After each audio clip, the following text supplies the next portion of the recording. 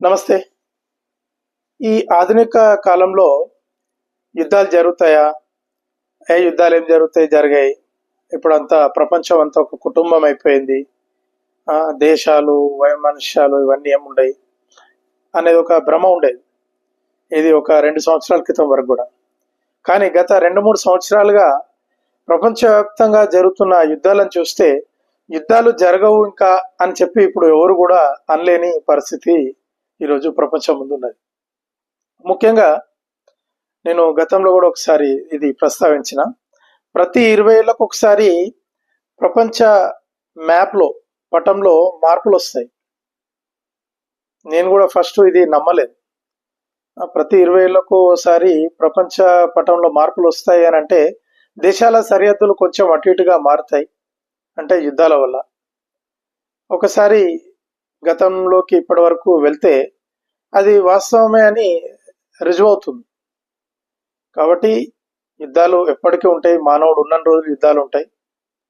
మధ్యలో ఏదో కొంత గ్యాప్ వస్తుండొచ్చు, కానీ యుద్ధం అనేది మానవ చరిత్రలో ఉంటుంది. అది ఈరోజు పాకిస్తాన్ ప్రపంచ పటం నుంచి మాయమవుతుంది అన్న ఒక చర్చ జరుగుతుంది.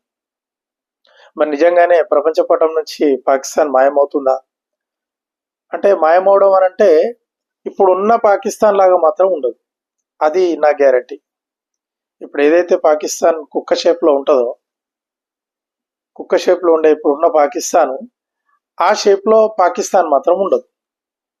పక్కా దాంట్లో మార్పులు ఉంటాయి.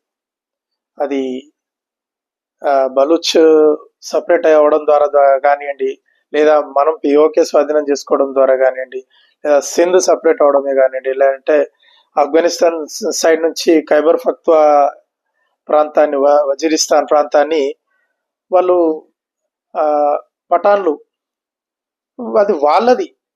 బ్రిటిష్ ఇండియాలో భాగంగా ఉన్నప్పుడు ఈ ఖైబర్ పఖ్తూన్ఖ్వా ప్రాంతం, వజీరిస్తాన్ ప్రాంతం అంతా కూడా ఆఫ్ఘనిస్తాన్ పాలకుల కంట్రోల్లో ఉన్నది. అది వాళ్ళ ఏరియా. ఏదో అనాలోచితంగా ఒక బ్రిటిష్ అధికారి గీతలు గీసినంత మాత్రాన వాళ్ళ భాష, వాళ్ళ సంస్కృతి, వాళ్ళ పద్ధతులు అవేవి కూడా మారవు కదా. కాబట్టి ఇప్పుడున్న కుక్క షేపు పాకిస్తాన్ మాత్రం రాబోయే రోజుల్లో ఉండదు. అదే విషయాన్ని నిన్న 2 రోజుల క్రితం chief of the army staff general Upendra Dwivedi గారు రాజస్థాన్లో సైనికులతో మాట్లాడుతూ క్యాజువల్గా చెప్పేశారు. వారేం అఫీషియల్గా ఇట్లా ఒక ప్రోగ్రాంలో అడ్రస్ చేస్తూ స్టేట్మెంట్ ఇవ్వలేదు. వారు దసరా సందర్భంగా విజిట్ చేసి పిచ్చాపాటిగా మనం సిద్ధంగా ఉండాలి యుద్ధానికి, అవసరమైతే పాకిస్తాన్ని ప్రపంచ పటంలో లేకుండా చేద్దాం మనం ఈసారి, ఆపరేషన్ సింధూర్ 1 లాగా మాత్రం ఉండదు, ఎక్కడ ఆగేది ఉండదు, ఇంకా మన లక్ష్యం పూర్తి చేసుకుందాం. ఎందుకంటే పాకిస్తాన్ అంత ఈజీగా తీవ్రవాదాన్ని వదిలిపెట్టదు. వాళ్ళ నైజంలో లేదది, దాని నిర్మాణంలో లేదు, దాని డిఎన్ఏలో లేదు. అది ఖచ్చితంగా తీవ్రవాదాన్ని కొనసాగిస్తుంది. కాబట్టి పాకిస్తాన్కు పాకిస్తాన్గా ఉండే హక్కు లేదు. దాని సన్నాహాల్లోనే భారత ప్రభుత్వం ఉన్నది, త్రివిధ దళాలు ఉన్నాయి.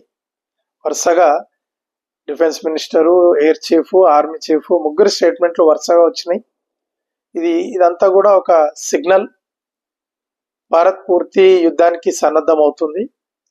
బహుశా కొన్ని నెలల్లో ఇది కార్యరూపం దాల్చొచ్చు.